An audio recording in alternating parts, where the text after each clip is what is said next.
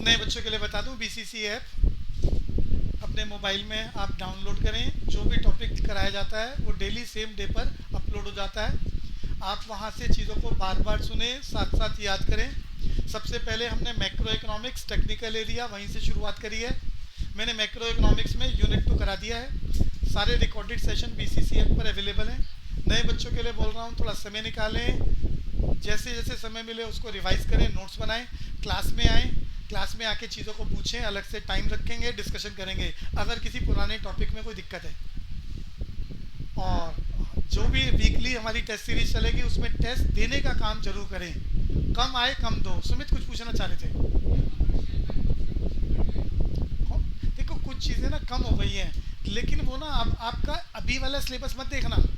जो अभी पेपर चल रहा है उसका सिलेबस बहुत कम है, जो आपके वाला सिलेबस है वो इनसे ज़्यादा है, लेकिन फिर भी नैरो कंसेप्ट है। तो वो चिंता हम ना करके एंट्रेंस को भी टारगेट करके चीज़ें थोड़ी ज़्यादा ही तैयार कर लेना। ये एक बार फरवरी में मेरे से डिस्कशन कर लेना, तो ज़्यादा सीखना कोई चैप्टर का पार्ट है, इंटरेस्टिंग पार्ट है, काहे को छोड़ना। ऐसे तो कल को फिर तो चीज़ें बचेंगी ही नहीं। फिर आप कहोगे भैया मनी सप्लाई भी गायब है, M1 M2 M3 M4, कल को एंट्रेंस में आ गया, किस किस चीज़ को छोड़ोगे? वो नहीं पूछेंगे एंट्रेंस वाले कि भैया ये चीज़ कटवा रखी है, हम पेपर में ना दें। तो चीज़ें मैंने पहले दिन ही बताया था, हम टारगेट थोड़ा ज़्यादा करेंगे। हम नॉलेज को, अंडरस्टैंडिंग को, कंसेप्ट को फॉलो करेंगे, नॉलेज ऑफ एजुकेशनल अटेनमेंट का टारगेट करेंगे। जो टॉपिक चल रहा है, अब मैंने यहाँ फीएट में नहीं बता दिया, पब्लिक स्कूल वाले पेपर में देते हैं, लेकिन किताबों में मिलेगा नहीं आपको फीएट में नहीं। मैंने याद कराया आपको, और मजे की बात पेपर वाले पूछेंगे भी। तो चीज़ें ज़्यादा ही याद करो, कम के पीछे मत जाओ। फिर भी मैं एक बारी फाइनली जो आपके एग्जाम होंगे उससे पहले थोड़ा सा बता दूंगा, याद कराने के बाद, कि ये मत करना, लेकिन पहले से ही याद होगा तो तब ज़्यादा अच्छा रहेगा ना। Unit 1 national income and related aggregates, बहुत इंपॉर्टेंट टॉपिक है। शुरू कर दिया था हम लोगों ने प्रैक्टिकल एरिया। आज कनेक्टर्स को यूज़ करना चाहेंगे, समय मिलेगा तो आज फार्मूलों पर भी चलेंगे। जितना अब तक कराया था जल्दी से रिवाइज करा रहा हूँ, पुराने बच्चे मन में रिवाइज कर ले, नए बच्चे सुन लो। नेशनल इनकम के चैप्टर में सबसे पहले मैंने याद कराया नेशनल इनकम होता क्या है। पूरी दुनिया में 200 से ज़्यादा कंट्रियाँ हैं। हर कंट्री अपने देश में रहने वाले लोगों की इनकम को कैलकुलेट करके पब्लिकली अनाउंस करती है, पब्लिकली अनाउंस करती है। इसे कहा जाता है नेशनल इनकम। क्या कहा जाता है? अब यहाँ आपकी नॉलेज के लिए बोल रहा हूँ। बहुत सारी बातें आपके एंट्रेंस को टारगेट रख के बताई जाती हैं जो पेपर का पार्ट नहीं है। हिंदुस्तान में हर साल नेशनल इनकम का डिक्लेरेशन होता है। ये नेशनल इनकम का डाटा हिंदुस्तान की कौन सी ऑर्गेनाइजेशन कैलकुलेट करती है? मैं पूछ रहा हूँ, हिंदुस्तान का नेशनल इनकम भारत सरकार कैलकुलेट करके अनाउंस करती है। एजेंसी का नाम चाहिए मुझे, कौन सी ऑर्गेनाइजेशन है जो नेशनल इनकम का डाटा कलेक्ट करती है और पब्लिकली अनाउंस करती है? पूरी क्लास, सुमित बाबा।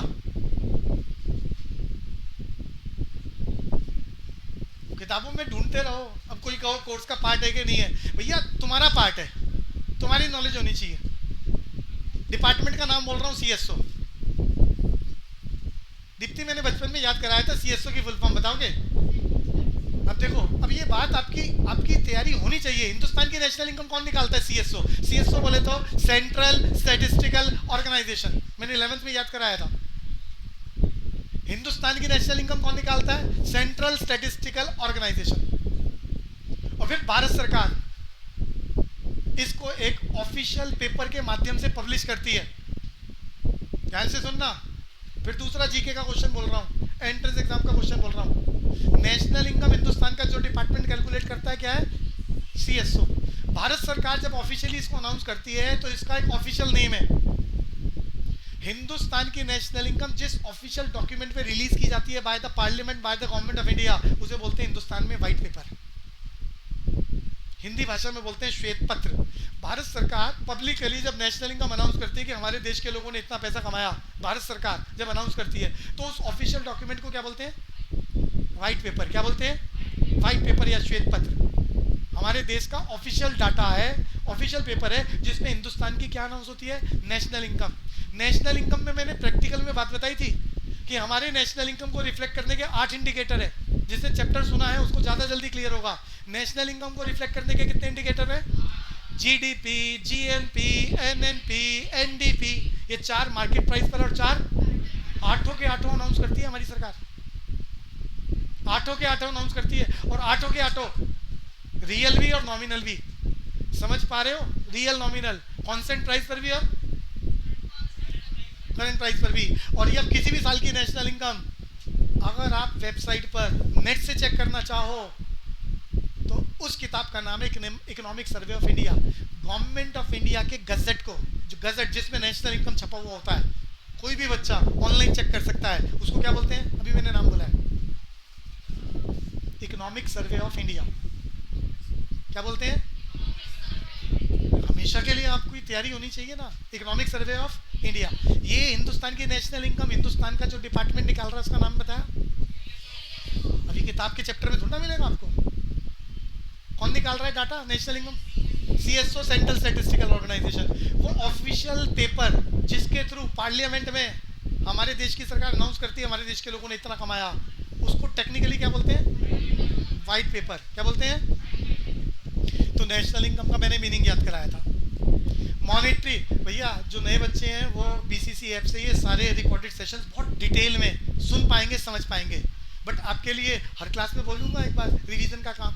तो मैंने याद कराया था नेशनल इनकम क्या, पुराने बच्चों को याद है, मेरे साथ रिवाइज कर रहे हैं। Monetary value of final goods and services in an account. फिर दोबारा बोलेंगे और जो नहीं बोलेगा उसे पाप लगेगा। Monetary value of final goods and services in an by the normal resident of country is known as national income. आज हम डिटेल में नहीं चलाएंगे, बस सीधा अपने टॉपिक पर आ रहे हैं, कनेक्टर्स पर चलना चाहेंगे। नेशनल इनकम का मैंने मीनिंग याद कराया और उसके बाद मैंने यहाँ चर्चा करी थी। ये एक प्रैक्टिकल चैप्टर है, 200 से ज़्यादा कंट्रियाँ पूरी दुनिया में, हर कंट्री नेशनल इनकम निकालती है। नेशनल इनकम एक प्रैक्टिकल टॉपिक है, इसको निकालने के लिए कुछ फार्मूले याद करने हैं। फार्मूलों पर जाने के लिए मैं थियोरेटिकल कंसेप्ट शुरू कर चुका हूँ, मैं कुछ कनेक्टर समझाना चाह रहा हूँ जिसे मैं फार्मूले में यूज़ कराऊंगा। 3 कनेक्टर्स मैंने नाम बोले हैं जो फार्मूले में यूज़ होंगे। पहले उन तीनों कनेक्टर्स का मीनिंग याद करना है ताकि पेपर वाला टेक्निकली थ्योरी में पूछ ले तो थ्योरी लिख पाएँ, प्रैक्टिकल में पूछ ले तो प्रैक्टिकल क्वेश्चन में फार्मूला बना सकें। मैंने फार्मूला बनाने की बात करी है, रट्टा मारने की और याद करने की बात नहीं करी है। जिसने फार्मूला रट्टा मारा उसका पेपर का क्वेश्चन अटेम्प्ट ही नहीं होगा। जिसने फार्मूले बनाने सीख लिए वो क्वेश्चन कर पाएगा, क्योंकि जो हम अपनी किताब के क्वेश्चंस करेंगे, जो मैं क्वेश्चन करूंगा अपनी तरफ से बना के, वो सेम क्वेश्चन पेपर में आना ही नहीं है। अगर फार्मूले बनाने सीख जाओगे तो कंसेप्ट को फॉलो करते हुए आपको फार्मूला अप्लाई करना है। कोई भी रटा हुआ क्वेश्चन पेपर में आने वाला नहीं है, ना स्कूल में और ना आपके बोर्ड में। तो उसके लिए हम तैयारी कर रहे हैं। 3 कनेक्टर में सबसे पहले याद करा रहा हूँ जो फार्मूलों में यूज होंगे।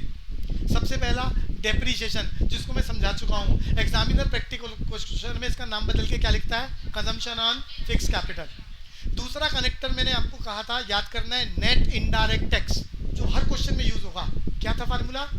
Net indirect tax. अभी आइडिया दे रहा हूँ, फार्मूला है indirect tax minus subsidies. Indirect tax minus, ये थ्योरेटिकली याद करना चाह रहे हैं। और फिर तीसरा कनेक्टर मैं आपको कराने वाला हूँ जो फार्मूले में यूज होगा, NFIA। शॉर्टकट में क्या बोलते हैं? NFIA। NFIA की फुल फॉर्म क्या है? Net factor income from abroad. अभी सिर्फ नाम याद कर रहे हैं। NFIA को प्रैक्टिकल क्वेश्चन में हमेशा शॉर्टकट में NFIA लिखेंगे, बट फुल फॉर्म पता होनी चाहिए। क्या? Net factor income from abroad. कुछ स्कूल वाले शॉर्टकट में इसे नीफा बोलते थे। और जब ये टॉपिक चलेगा तो इसके बारे में पूछूंगा कि थ्योरी में क्वेश्चन कैसा आएगा और आप क्या आंसर लिखोगे। तो 3 कनेक्टर्स, और इन 3 कनेक्टर्स के साथ मैं एक बात और याद करा चुका हूँ। हिंदुस्तान में टेक्निकली नेशनल इनकम को क्या बोला जाता है?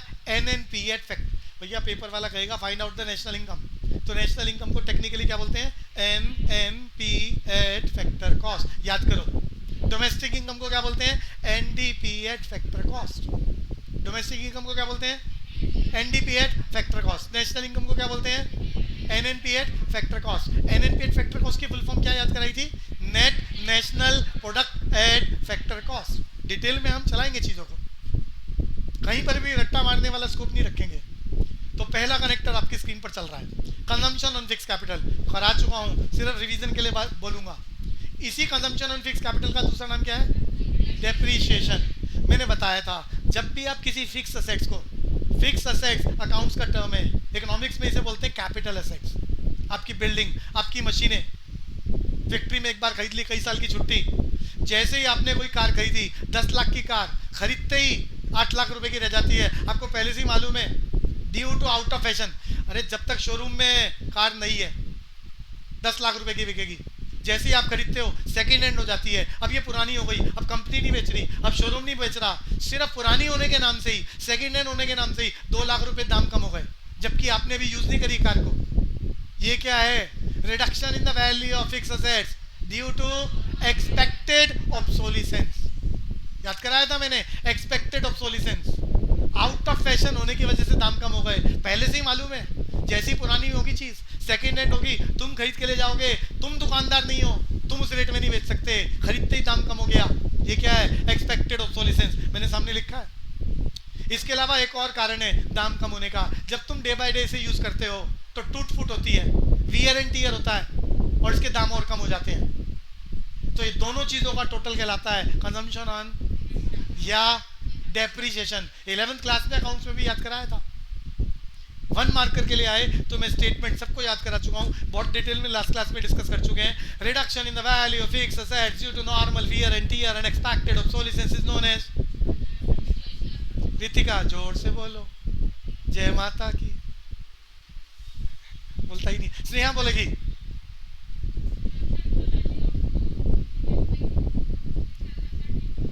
अरे याद करा दिया, reduction in the value of fixed assets. Screen में लिखा हुआ है, नए बच्चे वहां से सुने। लक्की क्लास में 2-2 बैठे हैं, तो दोनों को, लक्की है ना, तो दोनों याद करो ना, क्या लिखा है? Reduction in the value of या capital assets due to normal wear and tear and expected. भैया दोनों में से गायब मत कर देना, बताया था मैंने, नॉर्मल वियर एंड टियर अभी समझा चुका हूँ। डेली हम किसी मशीन को यूज करते हैं तो टूट फूट होती है, दाम घटते हैं। इसके अलावा एक्सपेक्टेड ऑब्सोलिसेंस बता चुका हूँ। Reduction in the value of fixed assets which can be forecast, which can be predict। Vidhi दोबारा बोलो, consumption on fix capital due to normal wear and tear and expected. Class में ही चीजों को याद करें बहुत ध्यान से। दिलप्रीत बात समझ में आ गई? हो चुका है, ये पहला कनेक्टर मैं खत्म करा चुका हूं। कंजम्पशन ऑन फिक्स कैपिटल का दूसरा नाम बताओ, पेपर वाला नाम चेंज करेगा। ध्यान से सुनना, प्रैक्टिकल क्वेश्चन में कंजम्पशन ऑन फिक्स कैपिटल लिखा है तो यूज कर लो, नहीं लिखा तो उसका दूसरा नाम ढूंढो, डेप्रिसिएशन। और अगर ये दोनों में से कुछ भी ना लिखा हो तो क्या मानेंगे? जीरो। फार्मूले में अगर डाटा ही ना हो तो क्या मानेंगे? जीरो। फार्मूले कैसे यूज होंगे वो बाद में बनाएंगे। यहाँ पर मैंने डेप्रिसिएशन को कराते हुए इस जैसा एक और टर्म कराया था जो गलती से एग्जामिनर पूछता है 1 मार्कर के लिए, पेपर में लग चुका है क्वेश्चन। क्या था? Capital loss. पेपर वाला नाम बदल के पूछ सकता है। मैंने दूसरा नाम याद कराया था, कैपिटल लॉस का दूसरा नाम अनएक्सपेक्टेड ऑब्सोलिसेंस। अनएक्सपेक्टेड ऑब्सोलिसेंस बताया था। कैपिटल लॉस का meaning loss due to natural calamities like floods. अरे कार खरीदी 10 लाख रुपए की, खरीदते ही 8 लाख रुपए की रह गई, पहले से ही मालूम था। What is this? Part of depreciation या कंजम्पशन ऑन फिक्स कैपिटल। अगले दिन कार ही गायब हो गई, चोरी हो गई, 8 लाख के 8 लाख खत्म हो गए। What is this? Capital loss. What is this? इसके बारे में पहले से अंदाजा नहीं लगा सकते थे कि गाड़ी खरीदी है इसलिए कि चोर लेके जाएंगे। It can not be forecast. ये क्या है? Unexpected obsolescence. कैपिटल लॉस का ही दूसरा नाम क्या है? मैंने अनएक्सपेक्टेड ऑब्सोलिसेंस की लैंग्वेज याद करा दी। क्या? Reduction in the value of fixed assets which can not be forecast या which can not be predict. It is also known as capital loss को लेकर लैंग्वेज याद, दोनों लैंग्वेज याद करा दी। कैपिटल लॉस बोले तो सामने स्क्रीन पर चल रहा है, loss due to natural calamities like flood, fire, earthquake, tsunami. आगे चलते हैं, ये हो चुका था जी, पहला कनेक्टर करा चुका हूं, डिटेल पर नहीं जाएंगे, लास्ट क्लास में कर लिया था, बस रिवीजन के लिए बोला। आज फार्मूले हम याद करना चाहेंगे। मैं दूसरा कनेक्टर नेट इनडायरेक्ट टैक्स आपको समझाना चाह रहा हूं जो फार्मूले में यूज होगा। टर्म क्या है? Net indirect tax. अब इसको समझाने के कंसेप्ट पूरा तैयार करेंगे। अब सीधा एनआईटी का फार्मूला रट्टा मारने से काम तो हो सकता है, फार्मूले का काम रट्टा मारो चल जाए, लेकिन कंसेप्ट तैयार करेंगे। कंसेप्ट शुरू करते हैं। शब्द चल रहा है टैक्स, तो टैक्स का मीनिंग याद कराया मैंने। टैक्स क्या होता है? Additional charge impose by the government on the society. तुम्हारी इस दुनिया पर सरकार कान पे बंदूक लगाती है, 2 रुपए 2 रुपए 2, मतलब डरा, सरकार ने कानून बना दिया तो बंदूक लगाने जैसा ही है ना, कि भैया इतने रुपए टैक्स के देने ही है, तो तुम बेचारे क्या कर सकते हो, देश में रहोगे तो टैक्स तो देना पड़ेगा। इसे क्या बोल रहे हैं? टैक्स। मैंने क्या मीनिंग याद कराया? Additional charge imposed by the government on the society. Lucky Baba बोले टैक्स का मतलब क्या? बच्चा कह रहा है बड़ा मुश्किल है बोलना। घर में आपकी जबान कितनी चलती है? दीनदयाल, सीताराम, गोपीनाथ, सबकी बातें याद रहती है। बस क्लास में चीजें साथ के साथ सुन के याद करना है ना मुसीबत का काम। लक्की कह रहा है ठीक है। बहन जी बोलना टैक्स का मतलब additional charge impose by the government on the society. Start. Additional charge impose by the government on the society. Aryaman. Impose by the government on the society. Lucky Baba. Impose by the government on the, कोशिश करना। अरे help करना पीछे वाला। हाँ मैं यही कह रहा हूं, आप सबने कोशिश करनी है साथ के साथ बहुत ध्यान से एक्टिव होकर सुनना, याद करना। और मैं बार बार चीजों को बोल रहा हूं, क्लास के आधे बच्चे क्यों याद करके जाए, पूरे याद करो ना। तो कोशिश करेंगे तो होगा। तो टैक्स याद करा दिया। इस दुनिया में टैक्स के दो मेजर टाइप सामने चल रहा है, direct tax and indirect tax. Major दो ही टाइप है टैक्स के, डायरेक्ट टैक्स एंड, भैया लास्ट क्लास में याद करा दिया था। तो डायरेक्ट टैक्स कई चैप्टरों में यूज होंगे शब्द, डायरेक्ट टैक्स इनडायरेक्ट टैक्स दोनों। गवर्नमेंट बजट में बहुत डिटेल में चलने वाले हैं एग्जांपल्स के साथ। डायरेक्ट टैक्स याद कराया था, सरकार जिस आदमी के ऊपर टैक्स लगाए। अरे नए वाले भी है ना, उनके लिए भी बोलना पड़ता है। और कुछ पुरानी क्लास में आते हैं, सोते हैं, चले जाते हैं, उनके लिए भी बोलना पड़ता है कि बार बार सुनो, याद करो। सरकार जिसके ऊपर टैक्स लगाए वही फाइनली उसको पे करे। और burden can not shift it to others. इसे क्या बोलते हैं? Direct tax. जिसके ऊपर आपके पेरेंट्स पैसा कमाते हैं, सरकार उनकी कमाई के ऊपर टैक्स लगाती है। जिसके ऊपर टैक्स लगा रही है वही उसे पे करता है। Burden can not shift it to others, known as direct tax. Example क्या है? Income tax. एग्जाम्पल क्या है? जिसके ऊपर सरकार टैक्स लगाती है उसे बोलते हैं इम्पोजिशन ऑफ टैक्स। क्या बोलते हैं? जो आदमी फाइनली उसे पे करता है उसे बोलते हैं इंसिडेंस ऑफ टैक्स। देखो इंग्लिश आसान है, हिंदी मुश्किल है। हिंदी का मतलब हिंदी में बताऊं इसको? अरे सुन तो लो हिंदुस्तानी हो, 1 मिनट लगता है मना करने में। सुन तो लो तो तुम्हें लगेगा तुम्हारा सब्जेक्ट कितना आसान है। करारोपण। इम्पोजिशन ऑफ टैक्स को क्या बोलते हैं? करारोपण। इंसिडेंस ऑफ टैक्स को बोलते हैं कराधान। हिंदी में बता दूं ना तो पता चलेगा, छत से कूद जाओगे। जब कराधान तथा करारोपण एक ही व्यक्ति पर लगता है तो इसे प्रत्यक्ष कर कहा जाता है। सिर पीटने वाला काम हो जाएगा। बहन जी इधर सुन लो, बाद में पता चल गया आपको क्या? अच्छा राष्ट्रीय आय का मतलब हिंदी में बोलता हूँ, देखो कौन कौन सुना पाता है। हिंदी में बोलता हूँ, मैंने नेशनल इनकम याद कराया। Monetary value of final goods and services in an accounting year by the normal resident of country. More than 50% बच्चों ने याद कर लिया। और जितने कल पेपर में आए थे लिखा भी होगा उन्होंने। हिंदी में क्या बोलते हैं? एक देश के सामान्य निवासियों द्वारा अंतिम वस्तुओं और सेवाओं के मौद्रिक मूल्य को उस देश की राष्ट्रीय आय कहते हैं। अच्छा धीरे धीरे बोलता हूँ। ये टैलेंट देखो, बात ना इको के रट्टा मारने की नहीं हो रही, बात अपनी मेमोरी को शार्प करने की हो रही है। चीज़ों को सुनो और तैयार करो। हिंदुस्तानी हो, हिंदी में घर में चर्चाएं करते हो, समझ में भी आती है, बोलते भी हो। क्या बोला है? कोशिश करो। एक देश के सामान्य निवासियों द्वारा अरे सुन लो अरे याद नहीं करा ना। एक देश के सामान्य निवासियों द्वारा अंतिम वस्तुओं और सेवाओं के मौद्रिक मूल्य को जो एक लेखा वर्ष से संबंधित होता है को राष्ट्रीय आय कहते हैं। जोर से बोलो। सामान्य निवासी इकोनॉमिक, मालूम है? Normal resident of country. अंतिम वस्तुओं, अंतिम का मतलब अंतिम, हाँ एक लेखा वर्ष, लेखा वर्ष, अकाउंटिंग ईयर, अकाउंटिंग ईयर। वापस आ जाऊं जी? तो डायरेक्ट टैक्स पर वापस आ रहे हैं। देखो ये तो हंसा रहा था मैं आपको। तो देखो क्लास में ही मैं ये कह रहा हूँ, एंटरटेनमेंट भी पढ़ाई के माध्यम से ढूंढा करो। ये पबजी और टीवी में मत चले जाया करो कहीं इधर उधर। समय कम है, काम बहुत ज़्यादा है करने का। और टारगेट सिर्फ 12th के एग्ज़ाम नहीं है, टारगेट एंट्रेंस एग्ज़ाम है। अगर वो छूटा कॉलेज जाता है आपका। 15 साल की पढ़ाई, अरे 12 साल की पढ़ाई नहीं है ये, 15 साल की पढ़ाई खत्म होने जा रही है। तो अगला वाला सिस्टम ही ना मिले, सब बेकार हो जाएगा ना। बच्चे कह रहे हैं समझाओ, पता ही नहीं चला 15 साल। अरे समझ गए ना? प्री नर्सरी, LKG, UKG 3 साल पहले भी होते हैं। तो थोड़ा ध्यान से, जिम्मेदारी की बात है। जब तुम छोटे थे तुम्हें तो समझ नहीं थी, घर वालों ने कम से कम 10 स्कूल 20 स्कूलों में फॉर्म भरे होंगे तुम्हारे, और फिर पैसा दिया होगा, और फिर जाके एडमिशन, फिर देखा होगा बेस्ट स्कूल, और फिर उन्होंने एडमिशन करा। अब तुम्हारा नंबर है, तुम्हारे टैलेंट का नंबर है, उसके बेसिस पर तुम्हारा नंबर आएगा।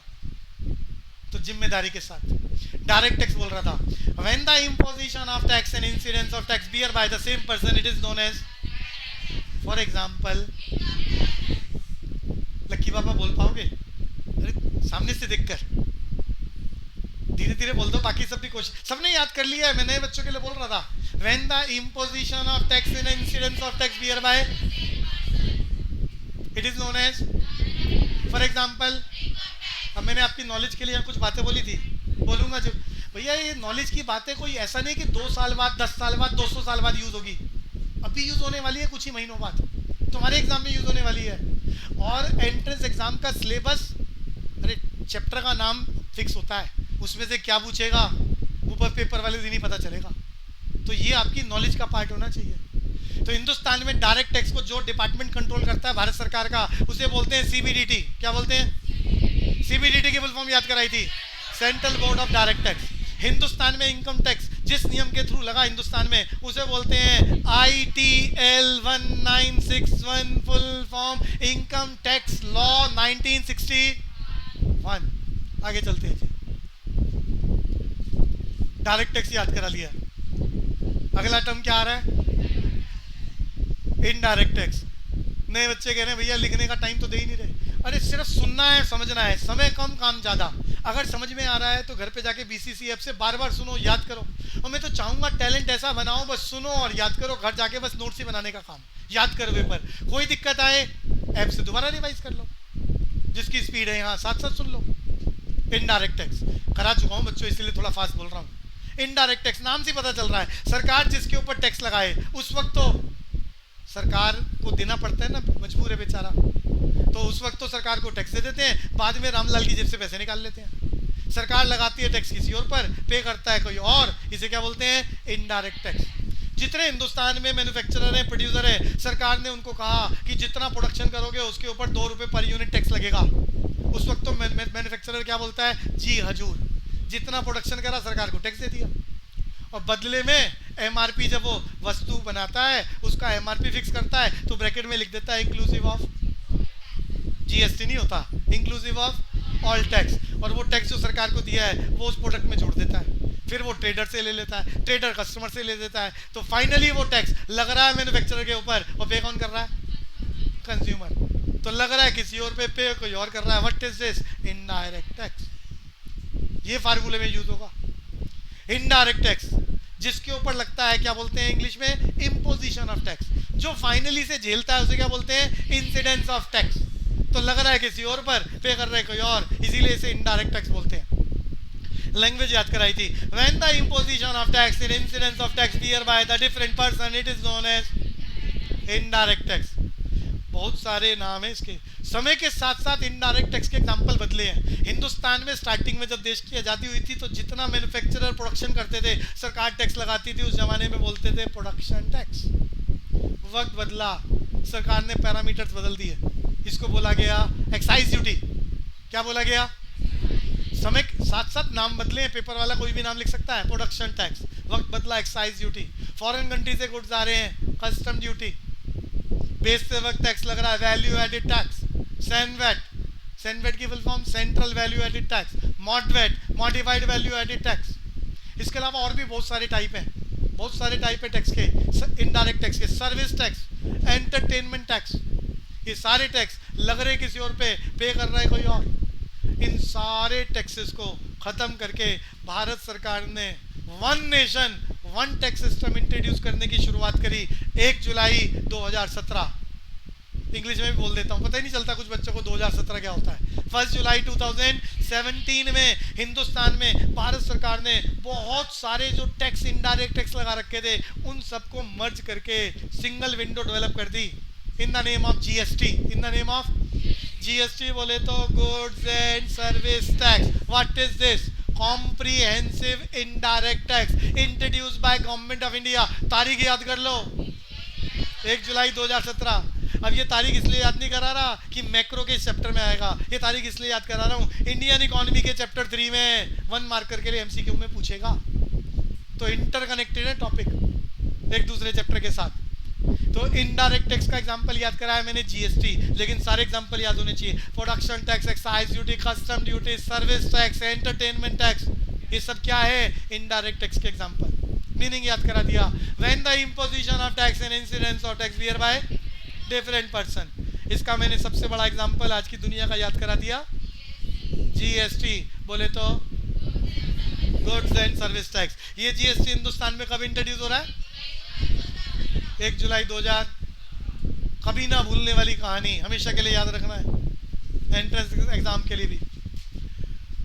अभी मेरे को फार्मूला याद कराना है। पहला वाला मैं याद करा चुका हूं, डेप्रीशिएशन, या उसका दूसरा नाम कंजम्पशन ऑन फिक्स कैपिटल। दूसरी मुझे कनेक्टर याद कराना है। जागते रहो, अरे क्लास में मत सो भैया। बच्चे कह रहे हैं सारे जाग तो रहे, एक्टिव होके बैठो। याद ना हो तो सोए हुए हो। दूसरा कनेक्टर है एनआईटी। दूसरा कनेक्टर है एनआईटी की full form net indirect tax. NIT की full form net indirect tax का फार्मूला क्या हुआ? Indirect tax minus indirect tax minus. तो भैया ये दूसरा कनेक्टर है, एनआईटी याद करना है, नेट इनडायरेक्ट टैक्स। इसके लिए मैंने पहले इनडायरेक्ट टैक्स समझा दिया। Imposition of tax and incidence of tax bear by different person, it is known as Ramlal. बोले तो इनडायरेक्ट टैक्स। एग्जांपल है जीएसटी। अब मुझे समझाना है सब्सिडीज। क्या होता है? सब्सिडीज। भैया कुछ सब्सिडी तो आपको पता है, तो जो आपको पता है मैं उसकी चर्चा नहीं करने वाला। जो मैं बता रहा हूँ ये डिफरेंट है। जो तुम्हारी दुनिया में तुम्हें सिखाया जाता है सब्सिडी के नाम से, वो कुछ और है, वो इस चैप्टर का पार्ट नहीं है। क्रिस समझ में आ रहा है? तुम्हें लगता है सब्सिडी बोले तो एलपीजी सिलेंडर की सब्सिडी, जो भाई तुम्हारी दुनिया में तो तुम्हें यही मालूम है कि घर वाले एलपीजी सिलेंडर बुक कराते हैं तो कुछ पैसा हमारे अकाउंट में आता है। अरे पता है कि नहीं पता है?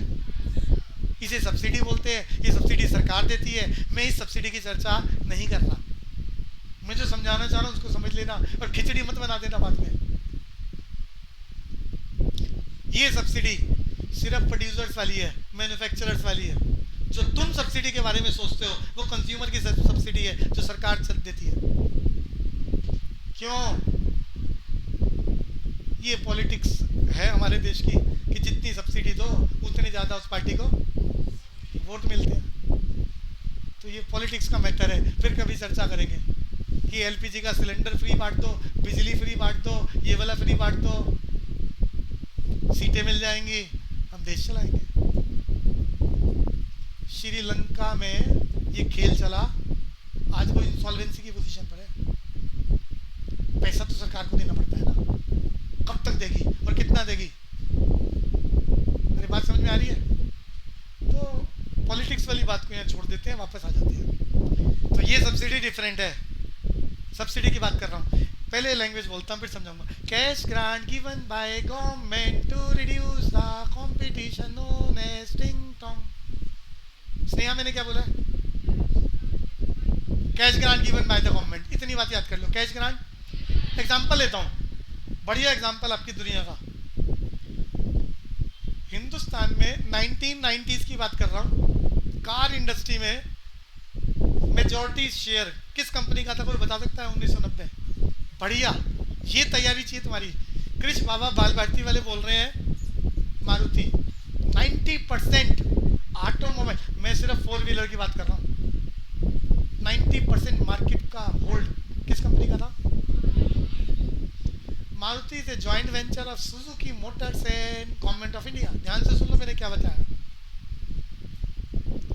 सुजुकी मोटर्स जापान का प्रोडक्ट है। भारत सरकार ने उनके साथ मिलकर कोलैबोरेशन करा और नई कंपनी बनाई मारुति। 100 करोड़ की हिस्सेदारी थी भारत सरकार की, गवर्नमेंट ऑफ इंडिया की, और दोनों ने मिलकर हिंदुस्तान में प्लांट लगा दिया गुड़गांव में। मारुति का प्रोडक्ट 90% मार्केट कैप्चर कर गया। बहुत लंबे समय तक उनका होल्ड, आज भी सबसे ज़्यादा होल्ड उन्हीं का है, लेकिन 90% नहीं रहा। अब कंपटीशन में बहुत सारे लोग हैं। इतनी बात समझ में आती है? अब ये प्रोडक्ट क्या था? फॉरेन कंपनी का प्रोडक्ट था, सुजुकी ने कब्जा कर लिया। हिंदुस्तान में टाटा वालों ने अपनी कार उस जमाने में शुरू करी, इंडिका। टाटा के बारे में मालूम होगा आपने, टाटा के ट्रक आते हैं, बसेस आते हैं, सक्सेसफुल मॉडल है। कार में उस जमाने में उसका उतना रेपुटेशन, गुडविल, स्टेटस नहीं था, तो कार उन्होंने इंट्रोड्यूस करी। सरकार ऑटोमोबाइल इंडस्ट्री पर टैक्स लगाती है, इनडायरेक्ट टैक्स सबके ऊपर ही लगाती है। तो सरकार जितना टैक्स लगाएगी तो वस्तु का दाम क्या होता है? अरे जल्दी बोलो, सरकार ने जितना टैक्स लगाया एमआरपी क्या होता है? बढ़ जाता है, एमआरपी बढ़ जाती है। तो जब टाटा कंपनी ने उस जमाने में अपनी इंडिको, अपना 4 व्हीलर व्हीकल कंफर्ट के लिए, कंज्यूमर्स के लिए लॉन्च करा, तो भारत सरकार को रिक्वेस्ट करी कि वी आर इंडिजिनस प्रोडक्ट, हम स्वदेशी हैं। हम स्वदेशी समझते हो ना, हम स्वदेशी है, इंडिजिनस है, तो हम मार्केट में सरवाइव करना चाह रहे हैं, नया प्रोडक्ट हिंदुस्तान में लॉन्च कर रहे हैं। अगर हमारा प्रोडक्ट महंगा होगा तो हम कंपटीशन नहीं कर पाएंगे, हमें रिलैक्सेशन दो, हमें। तो सरकार ऐसी कंपनियों को जो इंडिजिनस प्रोडक्ट होता है, मार्केट में कंपटीशन फाइट नहीं कर पा रहे, ऐसी कंपनियों को रिलैक्सेशन दे देती है। किसमें? इनडायरेक्ट टैक्स में। सरकार कहती है हर ऑटोमोबाइल इंडस्ट्री पर 10% टैक्स है, टाटा वालों तुम इंडिजिनस हो, तुम्हारी बात मानते हैं, तुम्हें 2% माफ, तुम्हारा टैक्स 2%, ताकि तुम्हारी वस्तु का दाम मार्केट में कम रहे, तुम मार्केट में अपना होल्ड बना सको। तो इंडियन कंपनी को काम मिलेगा, उसके मैन्युफैक्चरिंग यूनिट बढ़ेंगे, एम्प्लॉयमेंट अपॉर्चुनिटीज बढ़ेगी, हिंदुस्तान में फैक्ट्रियां ज़्यादा बनाएंगी तो हिंदुस्तान के लोगों को काम मिलेगा। इंडिया, मेक इन इंडिया सरकार का आजकल टारगेट चल रहा है, मेक इन इंडिया टारगेट है सरकार का, सरकार प्रमोट करना चाह रही है, बहुत सारे एजेंडा क्लियर होते हैं। अरे बात समझ में आ रही है? तो सरकार इस तरह से इंडिजिनस प्रोडक्ट को प्रमोट करने के लिए टैक्स में रिलैक्सेशन दे देती है, जिसे क्या कहा जाता है? ये सब्सिडी हर किसी को नहीं मिलती, हर किसी को। अरे बात समझ में आ रही है? ये सब्सिडी में मैन्युफैक्चरर वाली सब्सिडी की बात कर रहा हूँ, ये तुम्हारे एलपीजी के सिलेंडर की सब्सिडी नहीं है, ये तुम्हारे घर के बिजली के बिल की सिलेंडर, बिजली के बिल की भी सब्सिडी, वो कंज्यूमर वाला मैटर है, वो यहाँ नहीं आएगा। ये समझ में आ रहा है? मिक्स मैच मत कर लेना। सबको क्लियर हो रहा है? मैन्युफैक्चरर को मार्केट में कॉम्पीट करने के लिए अगर सरकार रिलैक्सेशन दे दे और उसका टैक्स का बर्डन कुछ कम कर दे, अरे इंडिको ने, टाटा वालों ने सरकार से ऐसी डिमांड रखी, सरकार ने रिलैक्सेशन दे दिया उनको, तो उनका प्रोडक्ट मार्केट में बाकी कंपनियों के कंपैरिजन में सस्ता हो गया, मार्केट होल्ड करनी शुरू कर दी, उन्होंने मार्केट होल्ड करनी शुरू कर दी, कॉम्पिटिटर क्रिएट हो गए। अरे बात समझ, सरकार, मैंने एक एग्जांपल लिया, ऐसा बहुत सारी कंपनियों के साथ सरकार करती है, सरकार से रिलैक्सेशन मांग लेते हैं, सरकार उनको रिलैक्सेशन दे देती है, किस नाम से? सब्सिडी के नाम से। जितनी सब्सिडी मिलती है, नेट बर्डन क्या हो जाता है? टैक्स का कम हो जाता है। सरकार ने 10% टैक्स लगाया, 2% माफ कर दिया, तो नेट बर्डन कितना बढ़ा? 8%। इसे बोलते हैं नेट बर्डन को नेट इनडायरेक्ट टैक्स। क्या बोलते हैं? तो पहले मैं सब्सिडी याद करा रहा था, सुमित बाबा कुछ बोल रहे थे। एक बच्चे ने पूछा है कि ये सब्सिडी लिमिटेड टाइम के लिए होती है, लाइफ टाइम? सरकार हमेशा के लिए सो जाए, लाइफ टाइम, जाग जाए, बदल देती है सरकार चीजें। इस दुनिया में कोई भी नियम कभी भी परमानेंट, अरे यहाँ तुम परमानेंट नहीं हो तो नियम कहते परमानेंट होगा। कंट्री परमानेंट नहीं है, कंट्रियों की टेरिटरी बदल जाती है, कंट्रियों के नाम, जोग्राफिकल सिस्टम बदल जाते हैं। तो जो आज से 1000 साल पहले इंडिया में था, वो आज कहाँ है? ना नियम, ना लोग, ना वो सारा सिस्टम जिस सिस्टम में लोग रहते थे। तो परमानेंट कुछ भी नहीं रहता। वो नियम 100 साल में बदलेगा कि 200 साल में, कि वही सरकार बदलेगी कि दूसरी सरकारें बदलेगी, बट बदलेगा जरूर। जो भी नियम मैं पढ़ा रहा हूँ, मैं आज के हिसाब से पढ़ा रहा हूँ, आपके सिलेबस के हिसाब से पढ़ा रहा हूँ। ये नियम 100 साल बाद रहने वाले, सब चीजें बदल जाएंगी। ठीक है जी?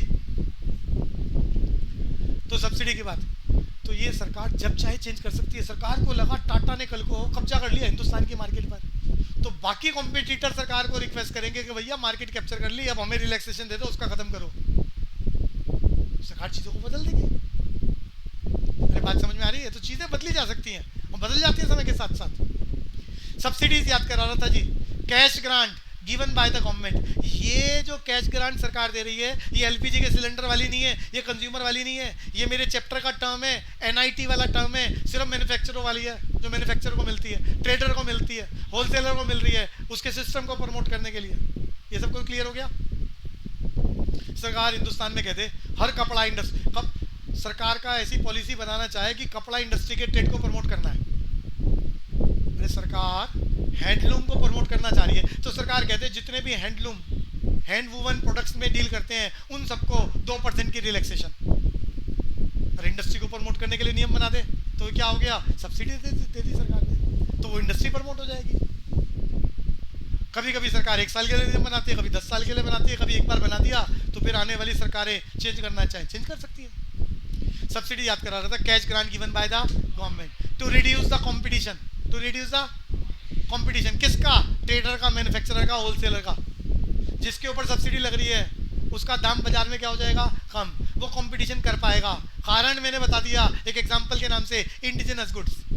हिंदुस्तान की बनी हुई चीज़ों को सरकार प्रमोट करना चाह रही है। विदेशी वस्तुएं ज़्यादा सस्ती होती हैं, ज़्यादा बढ़िया होती हैं, तो सरकार उनके ऊपर टैक्स ज़्यादा लगाती है। हिंदुस्तानी चीज़ों पर टैक्स को कम करने के लिए क्या दे देती है, अभी तो बताया क्या दे देती है, ताकि वो कंपटीशन फाइट कर सके। तो सब्सिडी याद कर लिया, cash grant given by the government, सबको याद हो गया, cash grant given by the, meaning बता दिया क्यों, to reduce the competition. Competition कम हो जाता है ना, वो सर्वाइव कर जाती है वो कंपनी जिसको सब्सिडी मिलती है। किसी कंपनी, किसी पर्टिकुलर कंपनी को मिल सकती है, किसी पर्टिकुलर इंडस्ट्री। अरे इंडस्ट्री तो पता है ना, अगर मैंने आपको कहा कार इंडस्ट्री का सब्सिडी 2%, तो सारी कार इंडस्ट्री को मिल रहा है। इंडस्ट्री बोले तो ग्रुप ऑफ फर्म। तो सरकार चाहे तो किसी इंडस्ट्री के लिए सब्सिडी रख सकती है, सरकार चाहे तो किसी पर्टिकुलर फर्म के लिए ये रिलैक्सेशन रख सकती है। जो पॉलिसी बनाएगी लोगों का फायदा। तो मैंने आपको याद करा दिया indirect tax, when the indirect tax, when the imposition of tax and incidence of tax bear by different person. फिर याद करा दिया subsidy, cash grant given by the government. और अब शुरू कर रहा हूं फार्मूला, नेट इनडायरेक्ट टैक्स। पहले फार्मूला याद कर लो, एनआईटी का formula, indirect tax minus subsidy. अब इसकी लैंग्वेज याद कर लो, net burden imposed by the government on the production of producer which is indirectly paid by the consumer. Rishika जोर से बोले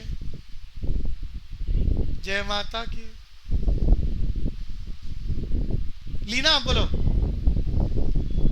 अरे ध्यान से सुनो, मैंने क्या बोला, नेट इनडायरेक्ट टैक्स। अरे पहले सुनो, नेट बर्डन, अरे नेट समझ में आ रहा है, 10 रुपए का टैक्स लगाया, 2 रुपए माफ कर रहा, तो नेट बर्डन 8 रुपए का। लकी समझ में आ रहा है। तो मैंने क्या बोला, net burden imposed by the government on the production of producer which is indirectly paid by the consumer. ठीक ना, क्या बोला बहन जी मैंने, net burden imposed by the government on the production of producer which is indirectly paid by the consumer. और नीचे box बना के फार्मूला, NIT बराबर है IT माइनस S। लकी समझ पा रहा है, शॉर्टकट में बोल दिया मैंने, आप पेपर में शॉर्टकट लिख पाओगे। NIT समझ गए, नेट इनडायरेक्ट टैक्स बराबर है indirect tax minus subsidy. Sumit याद हो गया लैंग्वेज, हाँ एक बार दोबारा, बच्चा कह रहा है एक बार और। Net burden imposed by the government on the production of producer which is indirectly paid by the consumer. It is known as in NIT net indirect tax। और ये भैया 1 नंबर के मीनिंग याद हो गया, नीचे बॉक्स बना के फॉर्मूला लिख देना प्रेजेंटेशन के साथ, नेट इनडायरेक्ट टैक्स बराबर इनडायरेक्ट टैक्स माइनस सब्सिडी। अगर यही NIT 3 नंबर के लिए आ जाए तो कैसे लिखोगे, Deepti start. Net indirect tax 3 number के लिए आए तो कैसे लिखोगे, मैं आपको करा चुका हूं।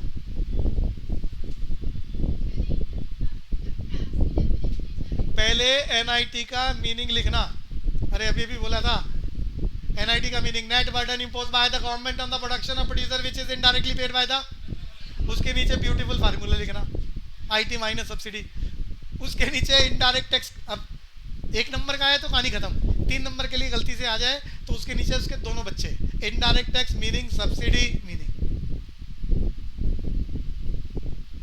अरे याद है ना, indirect tax imposition of tax and incidence of tax bear by, फिर subsidy, cash grant given by the government.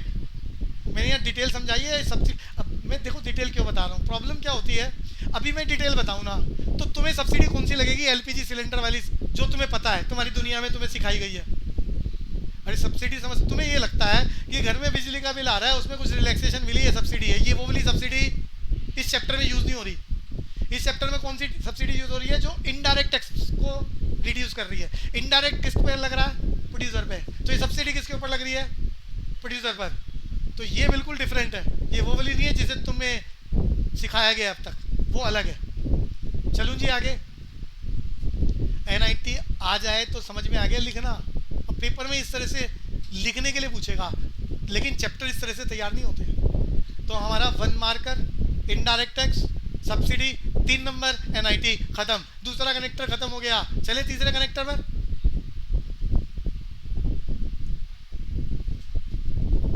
तीसरे कनेक्टर का नाम क्या था? NFIA। अब ये सीधा कराया नहीं जा सकता। NFIA की फुल फॉर्म याद कर लो, net factor income from abroad. Lucky बाबा, अरे पड़ोसी हेल्प कर दिया करो भैया। Net factor income from abroad, loudly 3 बार लक्की बाबा को बोलना है। मैं बोलना सिखा रहा हूं, कह रहा बोलूंगा ही नहीं। Net factor income from abroad 3 बार। लक्की बाबा, ये दोनों लक्की साथ बैठा करो अगली क्लास से। ये रहा आगे वाला लक्की बाबा, बोल। अब्रॉड होता क्या है बच्चों, नए नए शब्द है ना, तो पहली बार सुनते हो तो ऐसा लग रहा होता है समझ में आ रहा है, लेकिन थोड़ा दिक्कत तो आती है। तो इसीलिए तो बार बार बोलने का काम, मन में रिवीजन करने का काम, जितना ज़्यादा बढ़िया तरीके से करोगे मुनाफा आपका। NFIA क्या बोला मैंने? Net factor income from. अब net factor income from abroad सीधा तैयार नहीं कर सकते, इसके लिए पहले समझाना पड़ेगा फैक्टर इनकम क्या होता है। नेट की बात और अब्रॉड की बात बाद में करेंगे, पहले हम समझेंगे फैक्टर इनकम। शुरू करें फैक्टर इनकम। तो फैक्टर इनकम के लिए समझना पड़ेगा फैक्टर ऑफ प्रोडक्शन। अरे 11th तो पास करके आए हो या बिना 11th के? ऐसा तो नहीं है ना कोई क्लास में? सुन लो Rishika, when you start the production as a producer, there is a need of 4 factors known as factors of production, known as land, labor, capital, organization। Deepti Hindi बोलना। जब इस दुनिया में कोई उत्पादक उत्पादन करना चाहता है तो उसे 4 उत्पादन के साधनों की आवश्यकता पड़ती है। पूंजी, भूमि, श्रम, उद्यम। Land, labour, capital, organisation are the 4 factors to produce the commodity. इन चारों में से एक भी कम हो जाए प्रोडक्शन हो ही नहीं सकता। और 5वां इस दुनिया में कुछ बनने वाला नहीं है जिसके बगैर आप प्रोडक्शन नहीं कर सकते, कभी भी नहीं बनेगा। कितने फैक्टर चाहिए? अरे याद कर लो, तुम्हारा ही बचपन बोल रहा हूँ। लैंड, लेबर, कैपिटल, आगे पीछे लिख लेना। कितने फैक्टर चाहिए प्रोडक्शन करने के लिए? एग्जांपल लेता हूँ। बच्चा कह रहा है भैया इसमें से ना हम इंसान को गायब कर देते हैं थोड़ी देर के लिए। इंसान गायब कर दो, प्रोडक्शन होगा ही नहीं, फैक्ट्री लगी नहीं सकती कभी भी। जमीन दुनिया में, पैसा लोगों के पास, मालिक, अरे रिस्क टेकिंग पावर को बोलते हैं ऑर्गेनाइजेशन, काम करने वाले ही ना हो तो बेशक दुनिया भर की मशीनें खरीद लाओ, बटन दबाने वाला तो आदमी चाहिए ना, otherwise production can not B. तो इनमें से कोई भी फैक्टर गायब हो जाए प्रोडक्शन नहीं हो सकता। तो when you start the production there is a need of 4 factors, land, labour, capital, organisation, known as factors of. इन चारों फैक्टरों में से किसी भी फैक्टर को घर से लाओ, घर का मतलब खुद ले आओ, या बाहर से लाओ, मुफ्त कुछ नहीं मिलता। बेंजी मिलता है मुफ्त? मुफ्त इस दुनिया में कुछ नहीं मिलता। तो जमीन घर से लाओ, अपने आप को लगान देना है। बाहर से लाओ, जिससे ला रहे उसको देना पड़ता है। जिस आदमी से जमीन किराए पर मांगो पहले से ही बोल देता है 10,000 रुपया किराए का लगेगा, चाहे आप प्रोडक्शन करो या। मैं पूछता हूँ आपका बचपन विधि, जो किराया लोगों को देते हैं, किराए, याद आ रहा है एक कॉस्ट के चैप्टर की बात, उसे क्या बोलते हैं? किसी से जमीन किराए पर ली, हर महीने 10,000 रुपये किराए का दे रहे हो, कॉस्ट का चैप्टर। कौन सी कॉस्ट? ए भाई रुक जा, विधि। बच्चा कह रहा है 3 दिन पहले का खाया हुआ याद नहीं है, ये तो 3 महीने पहले पढ़ा था। फिक्स कॉस्ट, राम तुम्हारा भला करे। एक्सप्लिसिट कॉस्ट बोलते हैं, भूल गए? Explicit cost. भैया तुम्हारे एंट्रेंस में ना ये 11th वाली को भी पूरी आने वाली है। वहां लिखा ना तुम, स्कूल तो हम जाते नहीं थे, कोरोना काल में बस एमसी के वो आता था, वो भी किताबें देख देख के हमने टिक कर दिया। तो फिर एग्जामिनर, नेशनल टेस्ट एजेंसी जो तुम्हारा एग्जाम कंडक्ट करेगी, वहां से आवाजें आएंगी, अगला साल वंस मोर।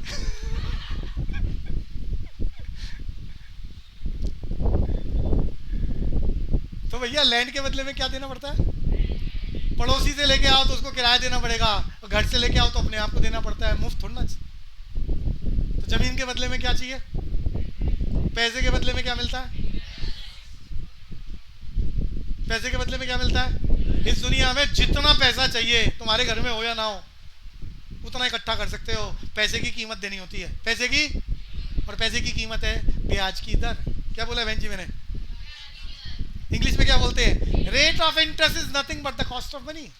जितना पैसा चाहिए बैंक से मिलता है ना, उसकी कीमत देनी पड़ती है। कीमत क्या है? बशर्ते कि आपकी गुडविल भी हो, इस लायक भी हो कि 100 करोड़ मांग रहे हो, सामने वाले को भरोसा होना चाहिए ना, 100 करोड़ डूबेगा नहीं। तो पता चले आप 100 करोड़ लेके 9 2 11, अरे मुहावरा बोल रहा हूँ, पता है, 9 2 11 गायब हो गए, ऐसे नहीं मिलेगा पैसा। उसके लिए गवर्नमेंट या बैंक क्या मांगते हैं? Colorectal securities. क्या मांगते हैं? सिक्योरिटी भी 2 प्रकार की होती है, वो आप अकाउंट में भी पढ़ोगे। प्राइमरी सिक्योरिटी है, कोलेक्ट्रल सिक्योरिटी। इसके बदले में पैसा मिलता है, जितना चाहिए उतना मिलता है। रिस्क टेकिंग पावर के बदले में क्या चाहिए? और लेबर के बदले में क्या मिलता है? मजदूर को मजदूरी। So when producers start the production, there is a need of 4 factors: land, labor, capital, organization. Against these factors, whatever you have to pay is known as अब कॉस्ट की बात करता तो मैं बोलता कॉस्ट ऑफ द कमोडिटी। भैया आपने ना 4 फैक्टर्स लगाए, लैंड, लेबर, कैपिटल, ऑर्गेनाइजेशन। जिस आदमी ने जमीन लगाई उसके बदले में क्या मिल रहा है? रेंट। क्या ये? फैक्टर की कमाई, फैक्टर इनकम। अरे मैंने टॉपिक लिखा है फैक्टर इनकम, समझाना चाह रहा हूँ। आपके पास एक ही फैक्टर है, लैंड। जमीन किराए पर दे दो, हर महीने किराए के नाम से कमाई आएगी, फैक्टर इनकम। Example rent. पैसा है आपके पास, पैसा किसी को दे दो। मनन, आपकी बात करता हूँ, मनन की जेब में 500 रुपया। ए भाई कहानी सुना रहा हूँ, खुश मत होइयो।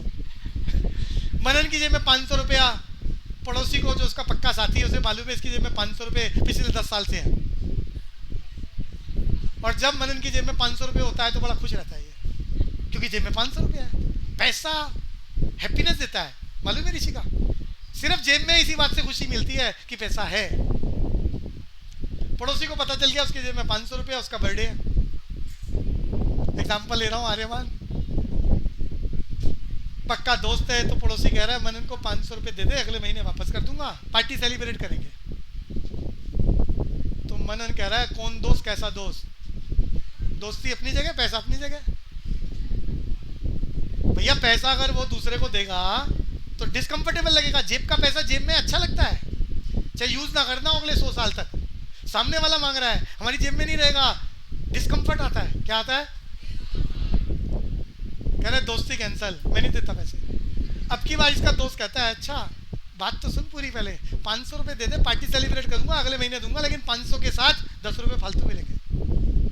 मनन कहता है अब ठीक है, 10 रुपये फालतू मिलेंगे, अब ठीक है। ये 10 रुपये फालतू जो मिल रहे क्या है? डिस्कंफर्ट की कीमत। मनन की जेब का पैसा मनन के काम नहीं आएगा अगले 1 महीने तक, क्योंकि उसने किसी और को दे दिया। ये डिस्कंफर्ट है, इस डिस्कंफर्ट की कीमत मिल रही है सिर्फ 10 रुपये। अब कह रहा है अब ले जा, ये तो 10 रुपये मिल रहा है, यही है इंटरेस्ट। क्या है ये? इंटरेस्ट। तो मुझे याद कराने हैं फैक्टर इनकम। इस दुनिया में फैक्टर इनकम 4 प्रकार की होती है, रेंट, इंटरेस्ट, वेजेस एंड। अरे फैक्टर ही 4 प्रकार के होते हैं, लैंड, लेबर, कैपिटल, ऑर्गेनाइजेशन। तो इन चारों फैक्टर्स में से कुछ भी लगाओगे तो बदले में जो आपको मिलेगा, उन फैक्टर्स के बदले में फैक्टर की income in the name of rent, interest, wages and.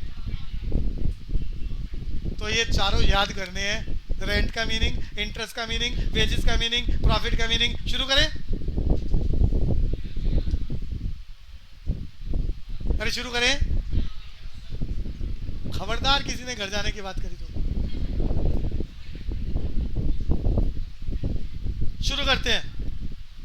NFIA शुरू करना चाह रहे थे। तीसरा टर्म है net factor income from abroad. NFIA को याद करने के लिए पहले फैक्टर इनकम समझना पड़ेगा। फैक्टर इनकम कितने प्रकार की होती है? Rent, interest, wages and. तो शुरू करते हैं एक एक करके इन सबको याद करना। सबसे पहला शब्द है लगान। खबरदार आमिर खान याद आया तो। सबसे पहला शब्द है लगान, बोले तो रेंट। शब्दों को सुनना। इस दुनिया में सबसे पहला आदमी, इकोनॉमिस्ट की बात कर रहा हूं, जिसने शब्द बनाया था उसका नाम रिकार्डो। बेंजी मैंने क्या बोला है? लाउडली। अरे बच्चा कह रहा है अंग्रेज का नाम ऐसे समय लगेगा याद करने में। ये चिंकू, निंकू, पिंकू ये तो सब समझ में आते हैं। अरे क्या बोला है मैंने? रिकार्डो है जिसने सबसे पहले ये शब्द बनाया था रेंट इस दुनिया में। रिकार्डो क्या कहता है? शब्दों को सुनो और याद करो। Rent is the reward of fertility and indestructible power of land. Start. अरे इसको जगाओ दीप्ति को, ध्यान से सुनते हैं पूरी क्लास। अकॉर्डिंग टू रिकार्डो, सबसे पहला आदमी है जिसने शब्द बनाया था। According to Ricardo, rent is the reward of fertility and indestructible power of land. कौन बोलेगा? सुमित बाबा, मैंने बचपन में याद कराया था।